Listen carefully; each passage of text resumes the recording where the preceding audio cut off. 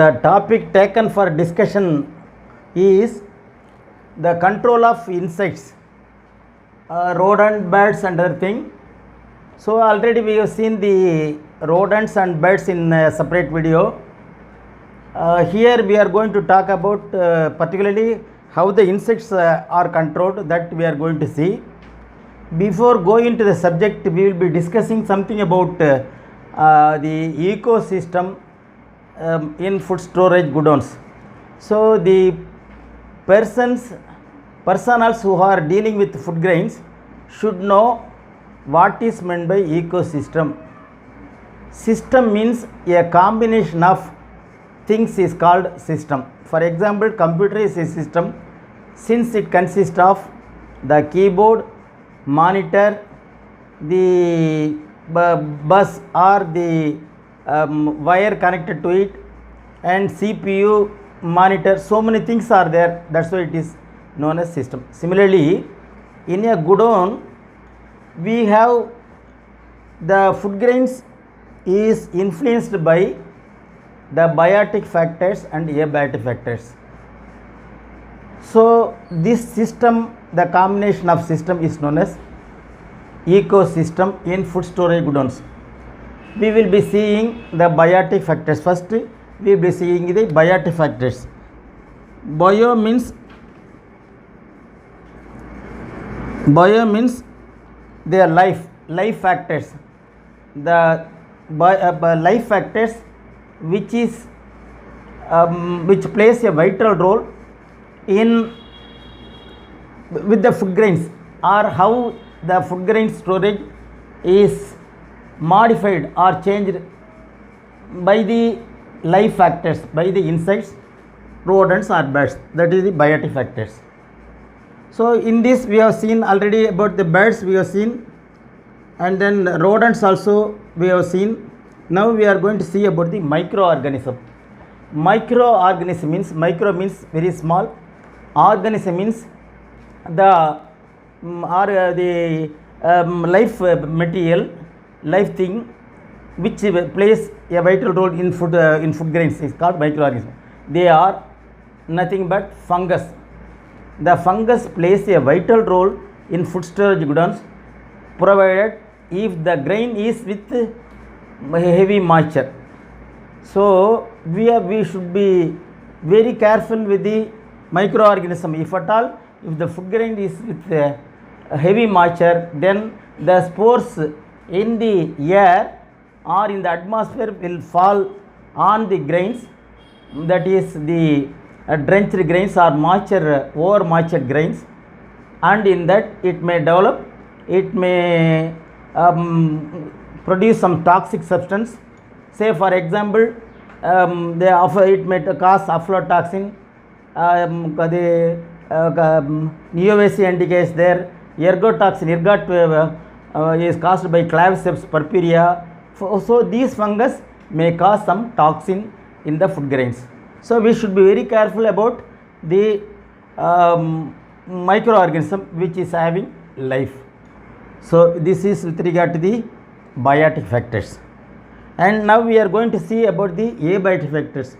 Abiotic factors means the factors which is not having any life, that also influence on the grain storage. That is, one is called moisture content.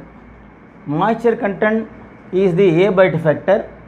Say for example, the food grains, for each and everything, moisture is very important.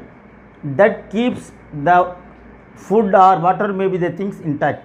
For example, we the human beings are made up of nearly 70% water. The bone or the fluid or the muscles, whatever it may be, the entire human being is made up of some 70% of water. So the water is also important for anything, provided that should be in safe level. Similarly, in food grains also, the inherent moisture is there. The inherent moisture means to keep the food grains intact and to keep the shelf life, certain the moisture content is to be the barest minimum. Say for example, if it is rice, it is suggested, it is fixed as 14% moisture, but if it is below 13 or 12, it will have more shelf life. Similarly, in wheat also, the 12% moisture is suggested. These are all safe moistures. Suppose if this inherent moisture is reduced to the further, say for example, we are frying it to reduce the moisture content, then what it will happen? It will become charred. So the moisture content should also be limited to the inherent moisture. Only the thing is free moisture should not be there. For that we should take care. That is with regard to the moisture content. And another thing we should see about the relative humidity. What is meant by RH? Relative humidity. Relative humidity means what is the moisture available in the atmosphere and how much it can hold the maximum. That is called relative humidity. Suppose if say 1 cubic meter of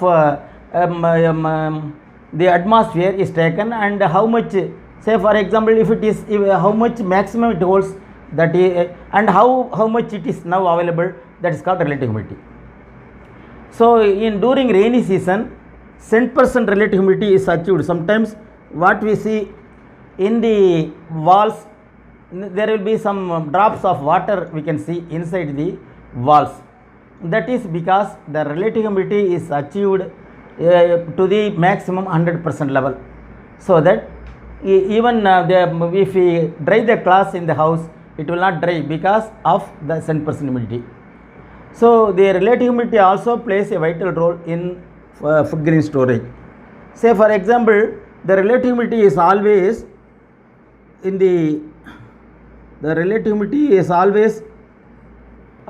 more in the coastal areas. These are all the coastal areas. In coastal areas, the relative humidity is always more. That is, say for example, it will be maintaining from 60 to 80 relative humidity. During rainy days, it is 100% reach, but in other days, it is from, say for example, from 60 to 70 or 80, like that. But in the inside the that is landlocked areas, there you cannot expect this relative humidity to the level of 60 or 80. It will be 50 or even more than that. So why we are giving importance to relative humidity? If relative humidity is more, then the food grains will not lose the moisture. The inherent moisture is there, free moisture, if at all is there, it will be acting according to the relative humidity. And say for example, in Punjab they are sending the wheat to the Tamil Nadu or to the places where the coastal areas are there. There the relative humidity is very much less, say for example 60 or 50, like that. On coming to the coastal area, since the wheat is hygroscopic material, there is chance for absorbing the water from the atmosphere, so that the weight may increase. So the important aspect they want to convey is that the storage loss will not be so much when it is sent from the relative humidity is less to relative humidity high regions. That is with regard to the relative humidity. Moisture content we already told you, and temperature also plays a vital role. That is where the temperature is from, the ideal temperature for storage is 60 to 32 degrees centigrade, and below 16 degrees centigrade there may not be any infestation. Like that, above 32 degrees centigrade also there may not be infestation. For example, in Delhi and other regions, during summer, peak summer, the temperature is to the highest, say 40 degrees centigrade or 42, like that. So during those times, there may not be any infestation. The infestation activity will not be that much, because the metabolic activity will be negligible. So during that time, the infestation may not develop. Similarly, during winter season, the temperature will go even sometimes below 10 or below that, or say for example Jammu and Kashmir, in those places even sometimes sub-zero level is also maintained. The Dal Lake will become completely the snow covered lake. So in such of those places where the temperature is more below 16 degrees centigrade, the development of insects may not be that much. So that also then we cannot we may not need the insecticides and other thing. That is with regard to the temperature. Then like that, aeration and ventilation. Aeration means we are imparting aeration to the grain to keep the grain healthy. So on clear sunny days, what we do, we open the windows, we open the ventilators and other thing, just to have aeration to the goodowns. The aeration keep the stocks healthy. So that's why we are opening the aeration. Ventilation, this is forced aeration. What is the ventilation? Is also similar to aeration, but this is forced aeration. What we do in ventilation, usually we know the heavier air will come through the bottom, and after getting the lighter, then it will go up and it will go through ventilators. So when we are opening the ventilators and all, the air will go through window and doorways, and if the density comes less, and then it will go up and it will go through ventilation. That is ventilation. So this ventilation is also to be maintained in the godown to keep the stocks healthy. This is with regard to the abiotic factors. So these two factors influence the storage or shelf life of the grain. So this one we should understand. This is with regard to the ecosystem. What is meant by ecosystem? Next we will see the pest management. Anything, we already told you what is pest. Pest means anything which is harm to the well-being of the human being is known as pest. In that pest we are concerned about now insect, the rodents and birds we already discussed. Now we are concerned about insects.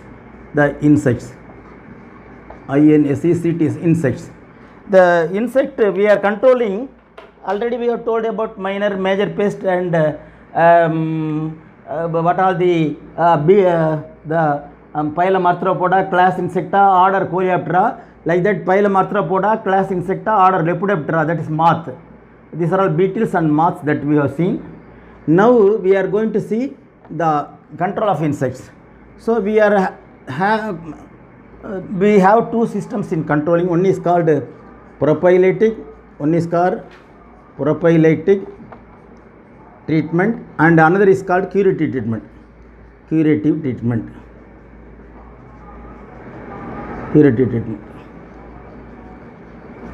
These two methods we adopt in controlling the insects. Apart from that, we also adopt integrated pest management. What is integrated pest management? Apart from using chemical, we also try some other methods, that is called prophylactic method. Prophylactic method means preventive methods. In that, apart from chemical, we also have some physical methods. For example, daily general cleaning is done. General cleaning, that is the godown is swept thoroughly, and then if any insects, one or two insects are there, that is winnowed or that is poured in the sunlight, so that the dead insects, it may kill in the scorching sun, it may die, and then we are separating the good grains. Similarly, suppose the winnowed insects are poured in water, it is submerged in water, it will die. So by this way, physically we control the insects. Second thing, brushing of the stalks. We brush the stalks once in a week or once in a fortnight, like that, whenever it is warranted. So with the help of broomsticks, we brush the stalks. The purpose of brushing of the stalks is to remove the dust and other things, usually the eggs are laid over the bags, and when brushing happens, the eggs are taken out, and by that way we control the development of the insects. Another thing, while brushing with the broomsticks, physically the insects are injured. That is also these are all the control methods. Third thing, we control the larva and other thing by having mud bunds in goodowns. Whenever the Carcera cephalonica larva or Ephistia larva is more in goodowns, we construct mud bunds and in vital places, and we pour water inside that mud bund, and glacial acetic acid also is poured, glacial acetic acid, and when the mud bunds are in drenched condition, so that the larva is attracted by water. The Carcera or Ephistia larva is attracted, and it slowly go through the mud bund, and it will fall on the water, so it will die subsequently. So that is mud bund. And then the fourth one is light trap we are using in the godowns. Light trap means in the godowns we place light traps here and there in vital places. That is, the light and temperature attract the insects. What we do in vital places, we place light trap. Light trap is having a funnel like structure made up of galvanized iron. This the wide mouthed funnel will be having, the diameter is about 1 feet, and this will be, the inclined portion will be 1.5 feet, and then this is 4 or 5 inches. The stem will be 4 or 5 inches, and this we can place it in a stand. So the stem will be covered with a bottle, collecting bottle, in which we may pour water, or we may pour some insecticide also. We can mix, the water is mixed with some insecticides. So in the center of the funnel we place the UV lamp fixed with the stand. So this UV lamp will be having the nanometer, so to the 300 to 600 nanometer UV lamp we are placing. This will be emitting blue color, and this attract lot of insects. Incandescent light also we can use, that also have very good effect. So when the light intensity, at the same time the temperature is also maintained there, so the lot of insects is attracted towards this light, and it will fall on the collecting bottle. So this is another way of control. These are all the without chemical we are controlling the insects. The important thing to be considered in this light trap, we should not give the connection of electric connection available in the godown. It should be solar powered lamp or battery powered lamp, because suppose if anything goes wrong, the fire hazard may happen. To avoid that, this should be powered by solar powered lamp. And these are all the things which we adopt in, apart from chemical, we adopt in propellant treatment. Now we will see how the propellant treatment is followed by spraying the chemicals. That we will see. Propellant treatment is done. What is meant by propellant means preventive treatment. Prophylactic, C silent, so prophylactic, preventive methods. What are the preventive methods? Preventive methods means whether we have the insects in the godown or not, whether the stock is having insects or not, we should routinely see that some of the spraying are undertaken. That is periodical treatments, that is once in fortnight, once in a week, or once in 3 months, like that. That is called preventive treatments. That we will see now. Preventive, what are the preventive treatments we are doing? Usually I can say another example also. When the child is born, whether the child is affected with the disease or not, we administer polio drops and triple antigen and other polio drops doses, booster doses, so many things we are giving. And does it mean that the child is affected with all? No. To as a preventive measures we are undertaking all these things like that. Similarly, we have to undertake preventive measures, prophylactic treatment in godowns. One is we are having malathion, chemical malathion, and another thing also I have to tell in this, without chemical also we can control the insect, but it is not possible in the godowns where we store huge amount of stocks. For example, with the help of this neem tree, neem oil extract, we can try that, but it is not having very good effect. And then some probes also we can have. That probe hold a probe will be there that we can insert in the stock through the pores or opening, the insects are can be collected in that. Like that, in a probe, a bottle like structure having some hold structures, that also can collect the insects, but these things are not having any good effect in godowns where we are storing huge quantity. This may be effective in the places where seeds are stored or small quantity stored. That is so naturally. And another thing, apart from this, the nitrogen storage is also tried. Nitrogen storage means sub-zero level, below the zero level temperature will be maintained. But the thing is that is costly affair, so we are not adopting that. And the carbon dioxide method also we can adopt, that also costly.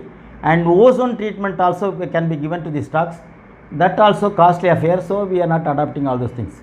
Only with malathion EC, with this we are treating the stocks.